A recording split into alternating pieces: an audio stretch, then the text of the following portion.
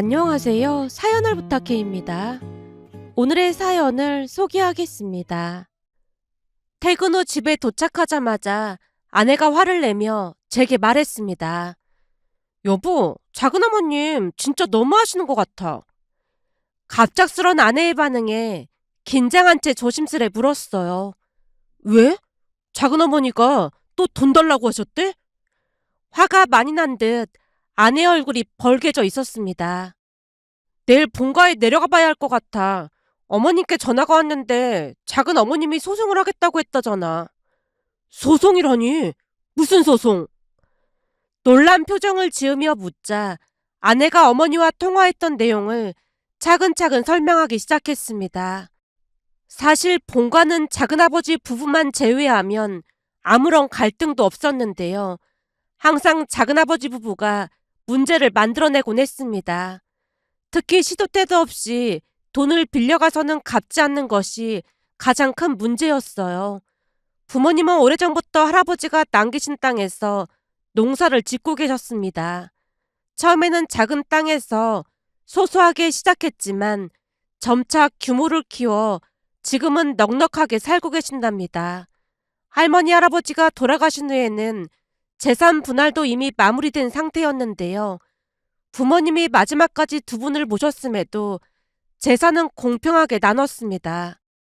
하지만 재산을 받은 후 고모네와 작은아버지네의 행동이 극명하게 갈렸는데요. 작은아버지는 재산을 받고 난 뒤 연락을 끊다시피 했지만 고모와 고모부는 달랐거든요. 재산 분할이 끝나고 얼마 뒤 고모와 고모부가 본가에 내려왔는데 가족 모두 식사를 하자는 말에 동생네와 우리 부부도 함께 본가로 내려갔습니다. 다 함께 식사를 하고 집에 돌아와 차를 마시던 중 고모가 진지한 표정으로 말을 꺼냈어요. 우리들이 상의해봤는데 그동안 큰오빠랑 큰언니가 부모님을 모셨잖아요. 그런 상황에서 우리가 똑같이 재산을 나누는 건 아닌 것 같아요. 그래서 일부를 다시 돌려드리려고 왔어요. 부모님이 당황해하며 고개를 저었어요. 이미 끝난 일인데 그럴 필요 없어. 부모님도 우리가 공평하게 나누길 원하셨을 거야. 그러나 고모와 고모부는 단호했습니다. 아니야 오빠. 사람의 기분 도리는 지켜야 하는 거잖아. 우리 마음이 편치 않아서 그래. 맞아요 형님. 이런 말씀 드리면 화내실지 모르겠지만 유류분 소송 같은 걸 했다면 형님이 더 가져가시는 걸로 나왔을 거예요. 가족끼리 무슨 소송이야. 순간 아버지가 미간을 잔뜩 찌푸렸는데요. 고모부가 웃으며 말을 이어갔습니다. 말이 그렇다는 거고 우리는 최소한 도리는 다 하고 싶다는 겁니다. 여기가 이 사람 친정인데 그래야 앞으로 마음 편하게 두 분을 찾아뵐 수 있을 것 같아요. 그러니 그냥 받아주세요. 여기는 아무 때나 와서 쉬다 가도 되니까 넣어두세요. 어머니도 두 분을 만류했지만 결국 고모와 고모부는 부모님께 돈을 드리고 갔습니다. 그 돈을 바라보며 어머니가 아버지에게 말했어요. 여보, 지금은 돌려줘봐야 받지도 않을 것 같으니 우선은 받고 고모네가 어려워지면 그때 돌려주자고. 그래야겠구만. 둘 다 고집이 워낙 세니까 말을 듣지도 않을 거야. 아버지가 긴 한숨을 내쉬자 어머니가 흐뭇한 표정으로 말했습니다. 그래도 고모랑 고모부가 이런 마음을 써주니 정말 고맙네. 두 사람이라도 우리 마음을 알아줘서 다행이야. 이 돈은 내가 따로 잘 보관해 둘게. 고모와 고모부의 이야기를 하며 어머니 눈시울이 붉어졌습니다. 사실 부모님과 고모는 나이 차이가 많이 나서 부모님이 거의 자식처럼 고모를 키웠다고 해도 과언이 아니었어요. 그런 고모가 부모님의 은혜를 잊지 않고 배려해주는 모습에 부모님, 특히 어머니가 진심으로 고마워했습니다. 그렇듯 부모님과 고모네는 서로를 챙기며 참 잘 지냈어요. 하지만 작은아버지와 작은어머니는 전혀 다른 분들이었습니다. 평소에는 연락 한 통 없던 분들이었지만 벼 수학철만 되면 어김없이 작은어머니에게서 전화가 걸려왔어요. 부탁을 할 때면 목소리에 애교가 가득했는데요. 형님, 잘 지내시죠? 이미 예상했던 패턴이라 속으로 한숨을 삼키며 어머니가 답했어요. 그럼 잘 지내지. 동서도 잘 지내지? 다른 게 아니라 요즘 저희가 마트에서 쌀을 사 먹고 있는데요. 남편이 막 화를 내는 거 있죠. 서방님이 화를 내다니? 왜 화를 내? 형님이랑 아주버님이 농사 지으신 쌀이랑 맛이 너무 다르다고 먹질 못하겠대요. 그래서 말인데 혹시 농사 지으신 쌀 좀 보내주시면 안 될까요? 어머니는 이미 작은어머니의 속내를 훤히 알고 있었습니다. 매년 수확철만 되면 그런 식으로 쌀을 요구하곤 했으니까요. 두 분이 참 대단했던 것이 쌀을 받을 때는 애교를 부려가며 온갖 아첨을 했지만 정작 받고 나면 그 이후로는 고맙다는 연락조차 없었어요. 하지만 어머니는 늘 그랬듯 흔쾌히 대답했습니다.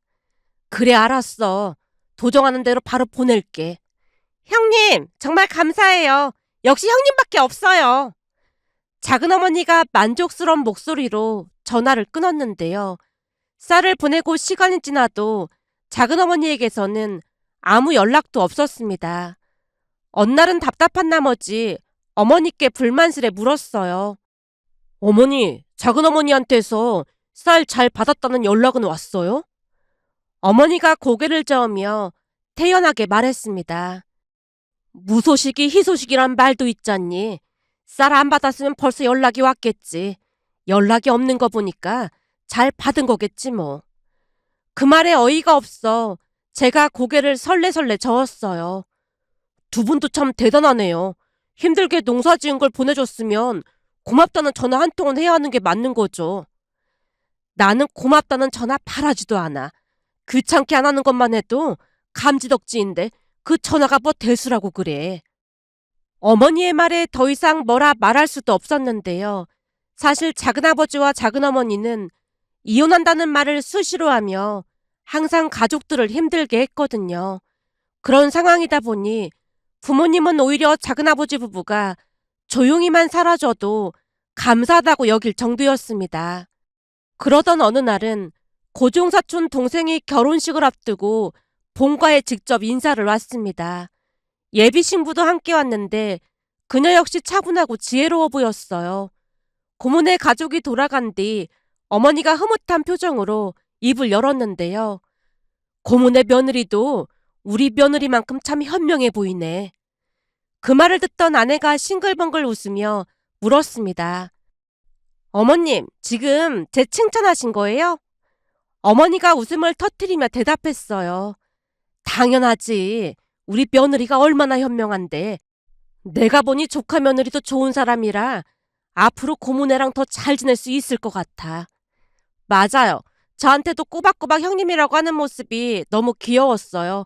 앞으로 둘이 잘 지내볼게요. 어머니가 다시 한번 아내를 칭찬하며 말했어요. 역시 우리 며느리가 참 현명해. 어머니가 흐뭇한 표정으로 아내를 바라보자 아내가 어머니에게 애교를 부리며 가까이 다가가 머리를 내밀었는데요. 어머니, 그럼 쓰담쓰담 해주세요.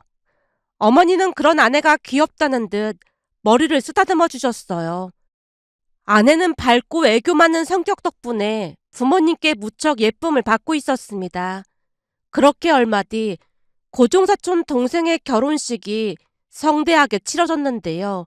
부모님께서 축의금으로 1,000만 원을 하셨다는 소식을 들었습니다. 전에 고모와 고모부로부터 돌려받은 돈이 있었기에 부모님은 기회가 있을 때마다 그런 식으로 되돌려주는 게 당연하다고 생각했어요. 그런데 며칠 후 고모가 가족들에게 식사 대접하겠다는 말에 한 레스토랑에 다 같이 모였습니다. 작은아버지와 작은어머니도 결혼식에 참석했던 터라 자연스레 함께하게 되었는데 평소 두 사람은 공짜라면 양잿물도 마실 사람들이었으니 고모의 초대를 거절할 리가 없었거든요. 그날 고모는 꽤 근사한 레스토랑에서 가족들을 맞이했습니다. 다들 맛있는 음식을 즐기며 담소를 나누던 중 고모가 문득 말을 꺼냈어요. 큰언니, 큰오빠 무슨 축의금을 1,000만 원이나 하셨어요. 금액 보고 깜짝 놀랐잖아요. 그 말이 떨어지기 무섭게 어머니가 고모에게 한쪽 눈을 찡긋하며 그만하라는 신호를 보냈고, 고모도 뒤늦게 상황을 파악하며 입을 다물었지만 이미 때는 늦었다고 해야 할까요? 눈치 빠른 작은어머니가 그 말을 놓칠 리 없었습니다. 형님, 지금 고모가 뭐라고 한 거예요? 그러니까 축의금으로 형님 내가 1,000만 원을 했단 말이에요? 작은어머니의 말에 우리 모두 안절부절 못하고 있었는데요. 역시나 작은어머니의 목소리가 점점 높아졌어요. 우리 애들 결혼할 때는 300만 원 하셨잖아요. 근데 1,000만 원이라니요? 두 분 너무하시는 거 아니에요? 지금 고모네랑 우리 차별하시는 거예요? 작은어머니가 씩씩대며 부모님을 노려봤고 결국 어머니가 긴 한숨을 내쉬며 조용히 대답했습니다. 동서, 오해하지 말고 들어봐. 부모님 유산 정리할 때 셋이 똑같이 나눴잖아. 지금 그 얘기가 왜 나오는 거예요? 유산 얘기하는 게 아니잖아요. 작은어머니가 또다시 목소리를 높였어요. 그 와중에도 어머니가 차분히 상황을 설명하려 했습니다. 그때 고모랑 고모부가 받은 유산의 일부를 우리한테 다시 돌려줬어. 그 돈 받는 게 미안해서 축의금을 조금 더 한 거고 말이야. 작은어머니가 화들짝 놀란 표정으로 부모님과 고모, 고모부를 번갈아 바라보며 물었어요. 그러니까 고모네가 형님네한테 유산으로 받은 돈 일부를 돌려줬다는 말인 거예요? 이번에는 고모가 대답했습니다. 예, 큰언니랑 큰오빠가 부모님 돌아가실 때까지 모셨잖아요. 그래서 미안한 마음에 우리가 받은 돈 일부를 돌려드렸어요. 법적으로도 부모님을 모신 사람이 더 가져가는 게 맞다고 했거든요. 고모가 침착하게 설명을 했지만 속으로는 작은아버지와 작은어머니의 반응에 치를 떨고 있는 듯해 보였어요. 평소에도 고모는 두 사람의 행동에 불만이 많았거든요. 하지만 고모의 설명에도 불구하고 작은어머니가 자리에서 벌떡 일어나며 말했어요. 그래도 이건 차별이잖아요. 진짜 너무하시네요. 똑같은 조카인데 이렇게 차별하면 안 되는 거잖아요. 우리가 기분 나빠서 이만 가볼게요. 작은아버지와 작은어머니가 빠른 걸음으로 레스토랑을 나가버렸고 고모가 당황하며 부모님께 사과했습니다. 제가 말실수를 한 것 같아요. 정말 죄송해요. 어머니가 고개를 저으며 대답했어요. 이렇게 된 이상 어쩔 수 없는 거죠. 작은언니 성격에 이 문제를 또 걸고 넘어질까봐 걱정이 돼요. 진짜 집요하잖아요. 그래도 별 수 있겠어요. 그리고 딱히 문제 삼을 것도 없고요. 그날 식사 내내 분위기는 침체된 상태로 끝이 났습니다. 그런데 며칠 뒤 기가 막힌 일이 일어났습니다. 퇴근 후 집에 갔더니 아내가 소송 이야기를 꺼냈거든요. 어머님이 내려오라고 하셨어. 내일 주말이니까 일찍 내려가기로 했어. 작은어머님이랑 작은아버님 진짜 대단하신 것 같아. 다음날 아침 무거운 마음으로 본가에 내려갔는데요. 부모님이 우리를 보자마자 한숨을 내쉬며 참으로 기가 막힌 이야기를 꺼내셨어요. 그때 다 같이 식사하면서 고모가 우리한테 유산 일부를 돌려줬다고 했잖니. 근데 그 돈을 물고 늘어지더라니까. 그 돈을 물고 늘어지다니요? 그게 대체 무슨 말이에요? 제가 이해할 수 없다는 표정으로 물었는데요. 어머니가 분통을 터뜨리며 말씀하셨어요. 고모가 돌려준 돈도 자기네랑 반띵해야 한다는 거야. 유산이니까 무조건 똑같이 나눠야 한다면서 전화로 울고불고 난리를 치지 뭐니. 그게 말이나 되는 소리예요? 진짜 양심이 없어도 너무 없네요. 사실 두 분은 할머니 할아버지 병원비 한 번을 보탠 적도 없고 집에 와도 뭐 챙겨가기 바빴잖아요. 그랬으면서 그게 말이나 되는 소리예요? 그래서 뭐라고 하셨어요? 절대 안 된다고 했지. 그랬더니 소송을 한대나 뭐래나 아주 난리를 치더라니까. 이미 변호사 사무실 찾아가서 물어봤다는데 소송하면 받을 수 있다고 했다지 뭐니. 진짜 살다 살다 저렇게 억지를 부리는 사람들은 처음 본다.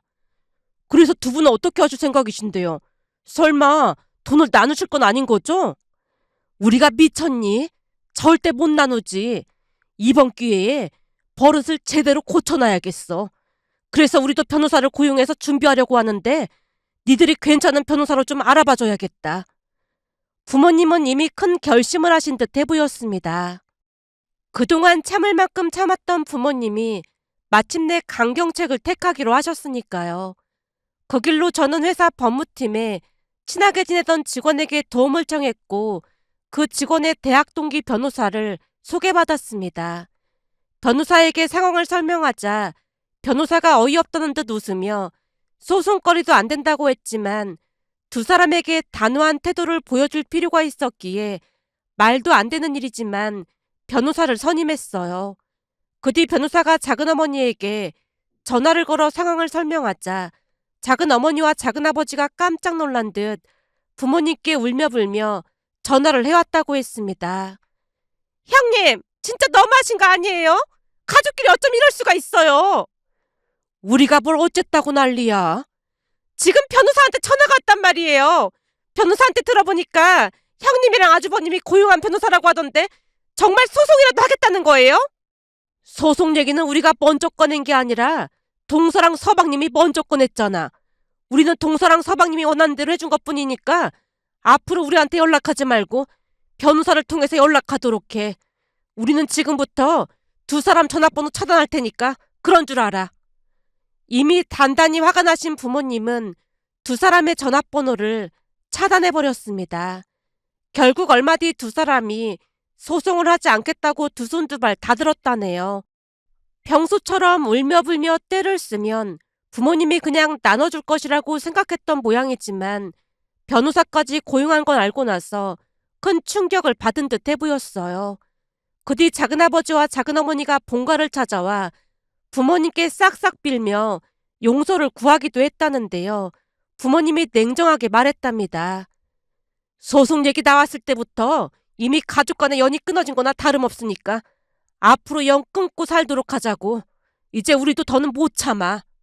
그렇게 두 사람은 고개를 떨군 채 돌아갔고 그날 이후 우리는 작은아버지 가족과 완전히 등지고 살게 되었습니다. 연을 끊은 뒤 오히려 집안에는 평화가 찾아왔는데요. 부모님도 더는 스트레스를 받지 않으셨고 가족 간의 대화는 한층 밝아졌습니다. 그 일을 겪으며 때로는 가족이라도 넘지 말아야 할 선을 넘으면 단호히 끊어내야 한다는 것을 깨닫는 계기가 되었습니다. 그 뒤 우리 가족은 작은아버지네와 갈등을 끝내고 평온한 날들을 보내고 있었어요. 하지만 그 평화가 오래가지 않았는데요. 어느 날 암투병 중이시던 외할머니께서 세상을 떠나셨다는 소식이 들려왔습니다. 모두가 깊은 슬픔에 잠겼지만 특히 어머니의 슬픔은 말로 표현할 수 없을 정도였어요.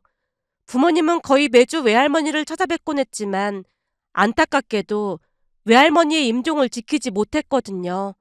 어머니는 그 사실에 대해 한동안 죄책감을 느끼는 듯해 보였고 우리는 그런 어머니를 위로하며 엄숙한 분위기 속에서 장례를 치렀습니다. 그렇게 몇 달이 지난 어느 날 외가 가족들이 한자리에 모였습니다. 분위기는 아직 어두웠지만 외할머니를 추억하고 있었는데요. 외숙모가 조심스럽게 말을 꺼냈어요. 어머님께서 돌아가셨으니까 남은 유산을 정리해야 할 것 같아요. 다들 아시다시피 어머님께서 사시던 집이랑 땅이 조금 있잖아요. 그걸 어떻게 해야 할지 상의해봐야 할 것 같아요. 그리고 통장에 한 500만 원 정도 현금도 있어요. 외숙모의 말에 방아는 잠시 침묵에 휩싸였는데요. 모두가 말없이 서로의 눈치를 살피고 있던 순간 작은아버지와 작은어머니의 모습이 문득 떠올랐다고 해야 할까요? 유산을 두고 벌였던 끝없는 탐욕과 협박이 다시 떠오르며 부디 외가에서는 그런 일이 없기를 바라는 마음이 간절해졌습니다. 잠시 방 안에 어색한 침묵이 흐르고 있을 때 외숙모가 조심스럽게 가족들 눈치를 살피며 다시 입을 열었어요. 저기 제가 생각해봤는데 고모한테 유산을 드리는 게 어떨까 싶어요. 그 말을 들은 이모가 깜짝 놀라며 손사래를 쳤습니다. 저한테요? 그건 아니죠. 셋이 정확히 나누는 게 맞아요. 그동안 언니 오빠한테 신세진 것도 많은데 절대 안 돼요. 외가에서 어머니는 첫째, 외삼촌은 둘째, 그리고 이모가 막내였습니다. 이모는 살림이 넉넉지 않아 가족들에게 도움을 받는 일이 많았던 터라 외숙모가 그런 이모에게 유산을 몰아주는 게 어떻겠냐는 제안을 한 듯 해 보였어요. 그 모습을 보며 유산으로 다툼이 있지는 않을 것 같다는 생각을 하며 안도의 한숨을 내쉬고 있던 것도 잠시 어머니가 갑자기 엉뚱한 제안을 했습니다. 그런 막내가 너무 미안할 것 같으니까 공평하게 고스톱을 쳐서 이기는 사람한테 몰빵하는 게 어떨까? 고스톱이요? 그거 아주 좋은 생각이네요. 공평하고 재미있을 것 같아요. 외숙모가 물개 박수를 치며 활짝 웃었지만 이모가 여전히 고개를 갸웃거리며 말했어요. 아니 그러니까 고스톱을 쳐서 이긴 사람이 유산을 다 가져간다고? 난 살다 살다 이런 유산 분배는 들어본 적이 없는데 그건 좀 아닌 것 같은데. 그 말에 어머니가 웃으며 대답했습니다. 각자 집안에 룰이라는 게 있는 건데 아닐 건 또 뭐야. 엄마도 살아계셨을 때 고스톱 치는 걸 엄청 좋아하셨잖아. 엄마를 추억하는 의미도 되고 좋잖아. 어머니의 말에 가족 모두 세차게 고개를 끄덕였기에 곧 이모가 가족들을 둘러보며 말을 꺼냈습니다. 근데 여기서 내가 고스톱을 제일 잘 치는 거 알고 있지? 진짜 괜찮겠어? 내가 그동안 얼마나 연습했는데 예전에 내가 아니거든. 이번에 내가 이길 테니까 딱 기다려. 어머니가 자신만만하게 외쳤습니다. 외숙모가 신나서 화투를 가져와 고스톱 준비를 시작했는데요. 그 모습이 어찌나 웃기던지 웃음을 참느라 애를 써야만 했어요. 하지만 결과는 예상대로였습니다. 예전부터 명절 때 타짜라 불리던 이모가 압승을 거두었고 약속대로 유산은 이모에게 돌아갔어요. 대신 통장에 남아있던 현금 500만 원은 가족 여행을 위해 쓰기로 모두가 합의했어요. 그렇게 유쾌한 분위기 속에서 하루가 마무리되는 듯 했는데 이모네가 먼저 자리를 뜬 뒤 외숙모가 슬며시 말을 꺼냈습니다. 형님, 근데 평소엔 그렇게 이기려고 해도 잘 안 되더니 오늘은 지려고 하니까 패가 너무 좋아서 얼마나 힘들었는지 몰라요. 어머니도 웃으며 맞장구를 쳤어요. 그러게 말이야. 오늘 꼭 져야 해서 얼마나 애썼는지 모른다니까. 옳게 정말 기가 막힌 아이디어였어. 마음 써줘서 정말 고마워.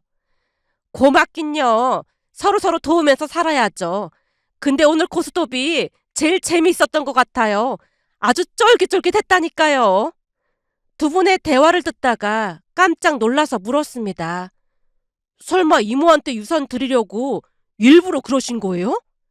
어머니가 빙긋 웃으며 대답했어요. 안 그럼 네 이모가 끝까지 안 받는다고 할 게 뻔하잖아. 그래서 네 외숙모가 기막힌 아이디어를 낸 건데 어땠니? 고스톱 치는 내내 혹시나 들킬까봐 조마조마했거든. 어머니와 외숙모가 집안이 떠내려가라 웃음을 터뜨렸습니다. 그 모습을 보며 저도 모르게 마음이 뭉클해졌는데요. 이모를 배려한 두 분의 마음이 고스란히 전해져 왔거든요.